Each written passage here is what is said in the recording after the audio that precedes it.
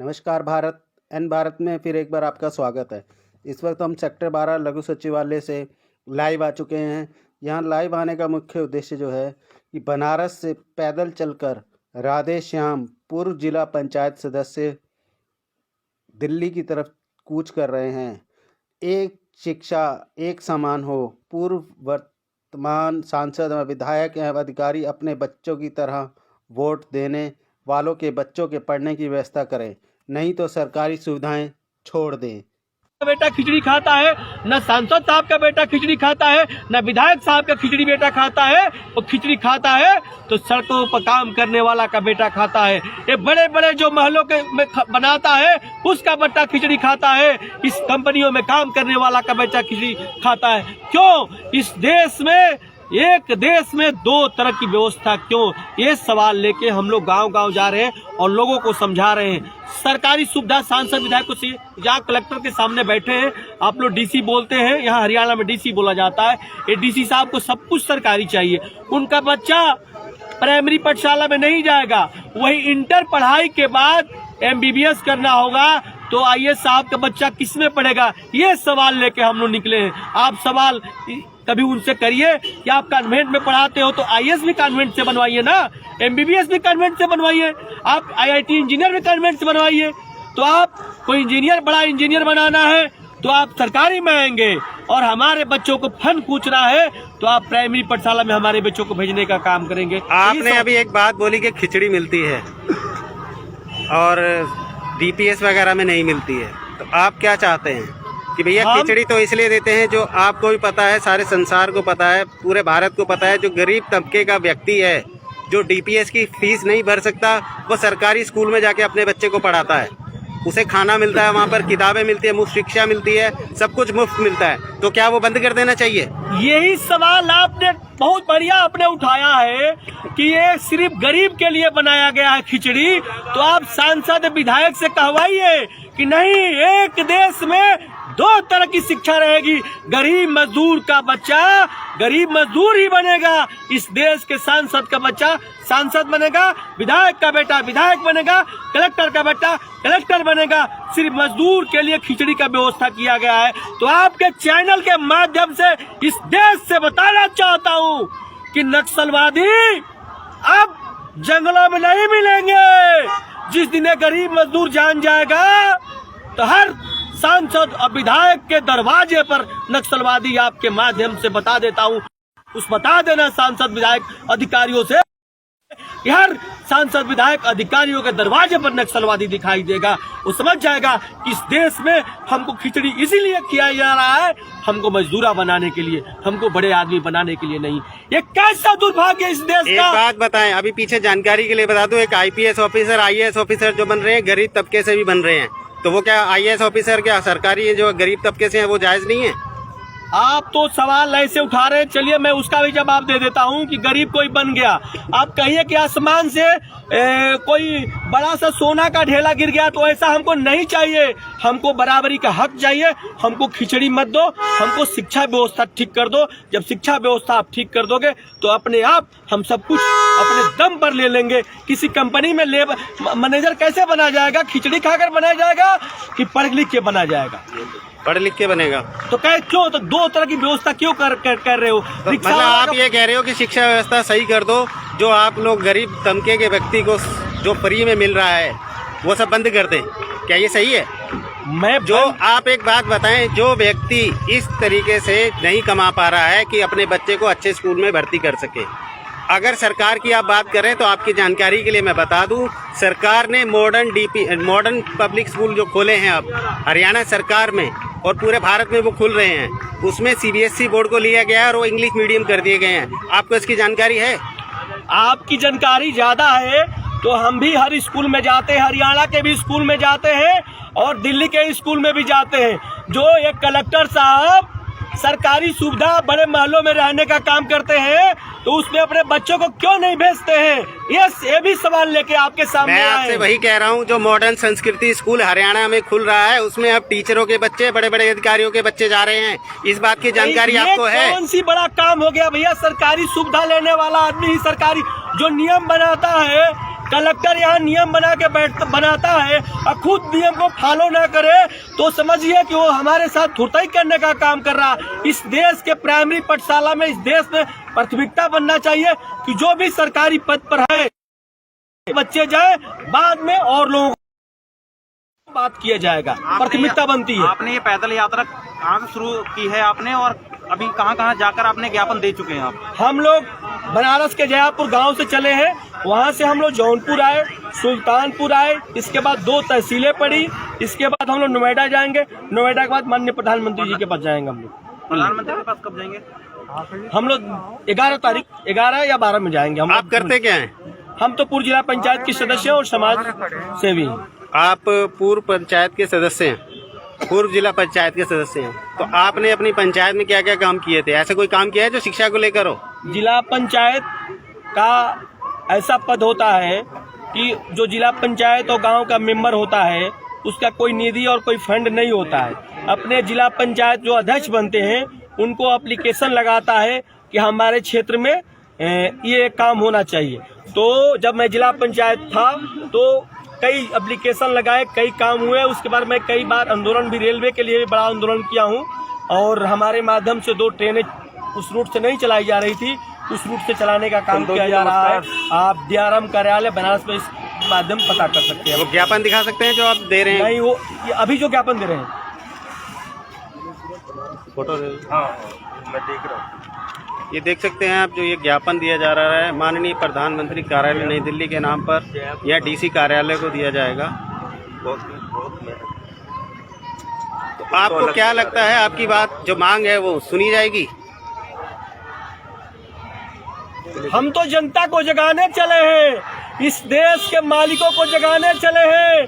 जो हाथ में काली रोशनाई लगाते हैं उस दिन प्रधानमंत्री और विधायक बनाते हैं, उनको मैं जगाने चला हूं कि जग जाओ। इस देश के लुटेरे इस देश को लूटने का काम कर रहे हैं, जग जाइए, नहीं तो सरदार भगत सिंह, अशफाक उल्ला खां, पंडित राम प्रसाद बिस्मिल जैसे लोगों की शहादत, आज उनकी बलिदानी कहाँ जा रहा है ये सब जानते हैं। और इस देश के हर नागरिक धीरे धीरे समझ रहे हैं, हम लोगों को जगाने निकले हैं और लोग समझ रहे हैं, इसका समर्थन कर रहे हैं। आज नहीं तो कल जमाना जगेगा और शिक्षा पर इस देश की जनता नेताओं को मजबूर कर देगी, उनको एक समान शिक्षा करना ही पड़ेगा।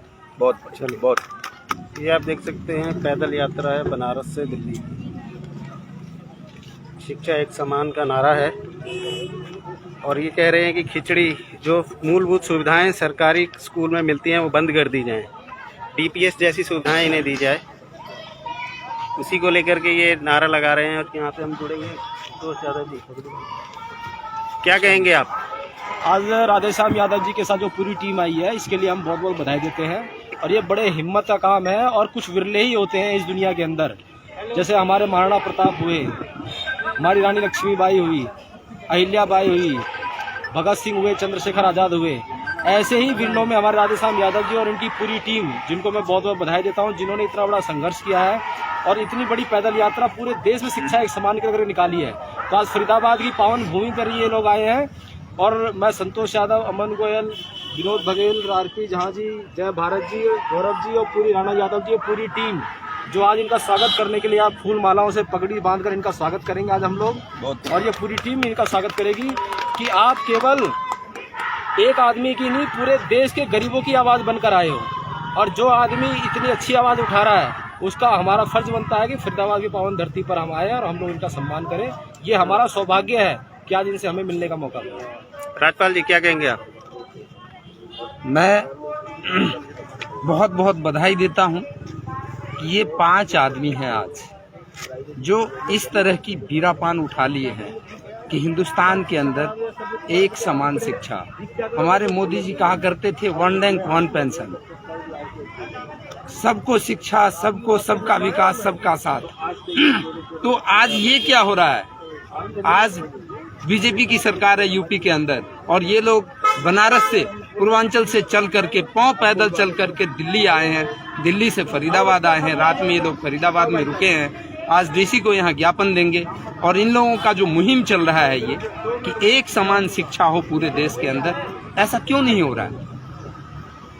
ऐसा क्यों नहीं हो रहा है? मैं सत्ताधारी से, इस सरकार से, गूंगी बहरी जो सरकार है उससे पूछना चाहता हूँ, क्यों नहीं हो रहा है? सर दिल्ली में तो आप लोगों की सरकार है, बहुत पछड़ गए भाई साहब, वहाँ क्यों नहीं हुआ? बहुत पछड़ गए। नहीं, दिल्ली में हमारी सरकार है, तो हमारी सरकार की जो शिक्षा प्रणाली है, शिक्षा व्यवस्था है, वो डंका बज रहा है, पूरे विश्व में डंका बज रहा है। आपको पता है, आप फिर भी इस तरह की क्वेश्चन कर रहे हैं हमसे कि दिल्ली का जो शिक्षा व्यवस्था है उसका तो डंका बज रहा है। नहीं, जैसे अभी राधेश्याम जी ने एक सवाल किया था कि बड़े बड़े अफसरों के बच्चे भी सरकारी स्कूल में पढ़ने चाहिए, तो दिल्ली के जो बड़े बड़े अफसर हैं उनके बच्चे सरकारी स्कूल में क्यों नहीं पढ़ते?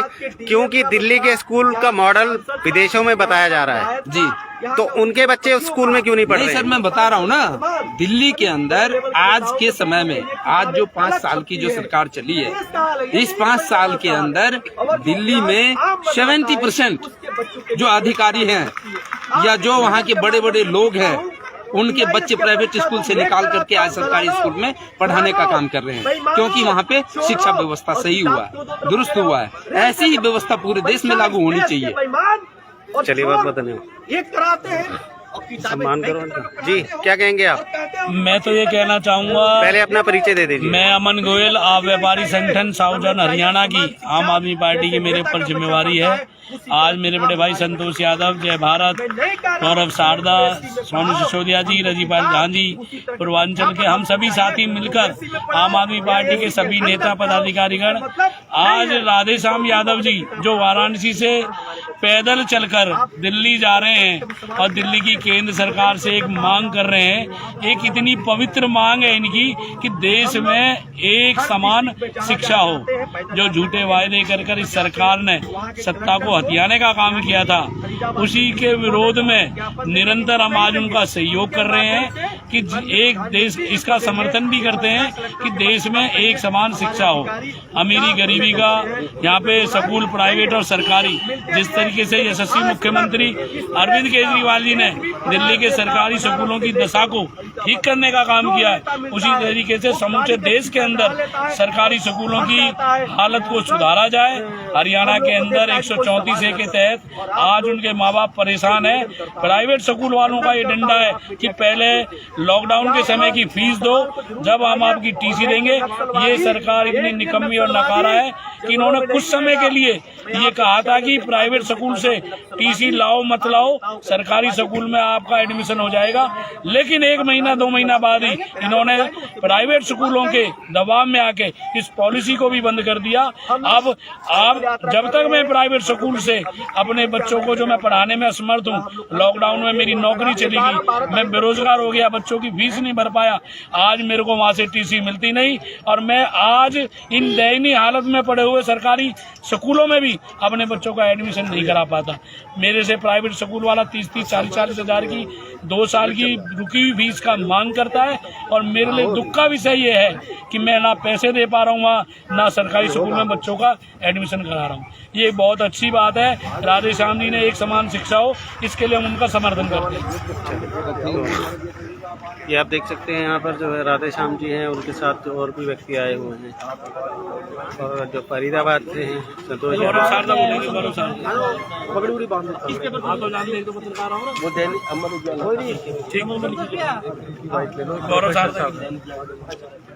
सर। गौरव जी, क्या कहेंगे आप? अपना परिचय। First of all, very good afternoon to everyone. First of all, good afternoon everyone. So my name is Gaurav Sharda. I am from Ward 23, Faridabad, Sector 91. I have so far 15 years of experience teaching in Kendriya Vidyalaya, NIT and big institutions, even IIT also. So far, the reason of this agitation, I really appreciate the work they are doing, but on the other hand, I am very sad. Still, after 1947, we are struggling for our right to having education in one standard. Why? You can visit USA, you can visit Finland, you can visit any country. I am talking about Mr. Modi. But you can't facilitate your own people with a one standard of education in the nation, which is very sad and shameful. You are fighting, you are realizing, you are crying for the stopping of 20-minute journey or to the Punjab region, but still education is still struggling, which is not appreciated by Indian people. And on the other hand, I appreciate my all 5 brothers who have agitation for the one rank one pension policy as well as one education, one standard. Why the rich are still rich and poor are poorest in India? India is no more uneducated country. India is a country who generate 99% NASA scientists, 89% doctor to US. Why not in India? The government, I really appreciate if they can put a step ahead and come out with a good solution for the poor people in the nation to bring the equality in education. If our needs are strong, our future will be in safer hands. So I just want to apologize for our people that we should have to step out from our comfort area and we should fight against this process. Thank you so much. Jai Hind. Thank you. कि आप देख सकते हैं कि जो संतोष यादव जी हैं, जो बाकी के यहाँ पे जो आम आदमी पार्टी के लोग आए हैं, सम्मान करते हुए उन्हें पगड़ी पहनाएंगे, कि आप देख सकते हैं। आपको हम बहुत बहुत धन्यवाद देते हैं, आपका स्वागत करते हैं, आपका अभिनंदन करते हैं। आपने जो ये बात बताई है ये आगे चलेगी, अच्छा रहेगा। आम आदमी पार्टी आपके साथ ये देख सकते हैं आप राधे श्याम जी का जो संतोष यादव जी है, सम्मान करते हुए पगड़ी पहनाते हुए। और कोई है?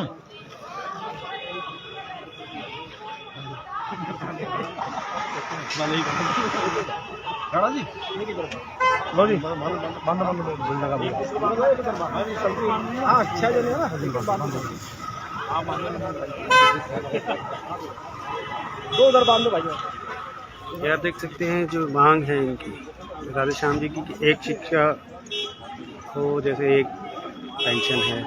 अगर क्या ये सपना सच होगा या नहीं। से जानकारी के लिए सब्सक्राइब करें हमारा चैनल और क्लिक करें बेल आइकन पर, ताकि कोई भी खबर आपसे अछूती ना रह सके।